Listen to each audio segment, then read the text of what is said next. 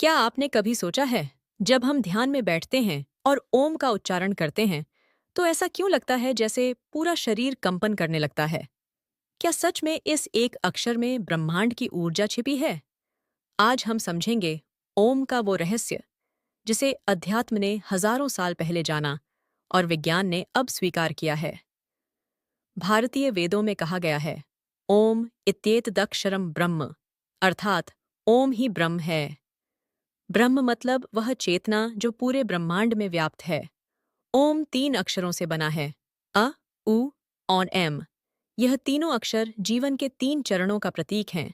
अ के ए सृष्टि, उत्पत्ति, उ ए स्थिति, पालन, मिह ए लय, संहार। जब आप ओम का जे जप करते हैं, तो आप अपने भीतर सृजन, पालन और संहार तीनों की लय में प्रवेश करते हैं। भगवान शिव के डमरू की नाद, ब्रह्मा की सृष्टि की ध्वनि और विष्णु की गति, तीनों की एक झंकार है ओम। ऋषियों ने कहा है, जब कोई ओम का गहरा ध्यान करता है, तो उसकी चेतना धीरे धीरे अपने मूल स्रोत से जुड़ जाती है, यानी परमात्मा से। विज्ञान का प्रमाण। अब आइए विज्ञान की भाषा में समझते हैं। नासा और कई विश्वविद्यालयों ने बताया है कि ब्रह्मांड में एक स्थायी बैकग्राउंड वाइब्रेशन है, जिसे कॉस्मिक साउंड या हम ऑफ यूनिवर्स कहा जाता है। हैरानी की बात यह है कि उसकी फ्रीक्वेंसी लगभग 400 हर्ट्ज के आसपास है, जो वही आवृत्ति है जिस पर ओम की ध्वनि गूंजती है। 2011 में आईआईटी दिल्ली और एआईएम्स ने एक संयुक्त अध्ययन में पाया कि ओम के जप से मस्तिष्क की अल्फा वेव्स बढ़ती हैं, जो शांति, ध्यान और एकाग्रता की अवस्था में उत्पन्न होती हैं। एमआरआई स्कैन में देखा गया कि ओम के नियमित जप से स्ट्रेस हार्मोन्स कम होते हैं, हृदय गति, हार्ट रेट स्थिर होती है और मस्तिष्क के अमिग्डाला भाग, यानी भय केंद्र, की गतिविधि कम हो जाती है। अर्थात ओम सिर्फ धार्मिक नहीं, वैज्ञानिक ध्वनि है जो हमारे शरीर की तरंगों को संतुलित करती है। अब सवाल आता है, ओम का ध्यान कैसे करें?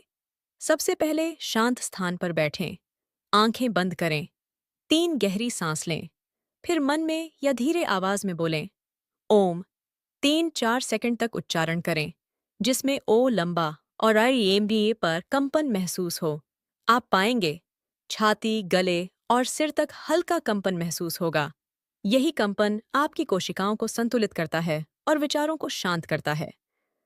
अगर आप रोज 10 मिनट ओम ध्यान करते हैं, तो कुछ ही दिनों में नींद बेहतर होती है, गुस्सा कम होता है और मन अधिक स्थिर बनता है। महर्षि पतंजलि ने भी कहा है, तस्य वाचकः प्रणव, ईश्वर का वाचक है ओम। मतलब, जब आप ओम जपते हैं, तो आप ईश्वर से सीधा संवाद करते हैं। तो मित्रों, ओम कोई शब्द नहीं, एक कंपन, एक ऊर्जा, एक सत्य है।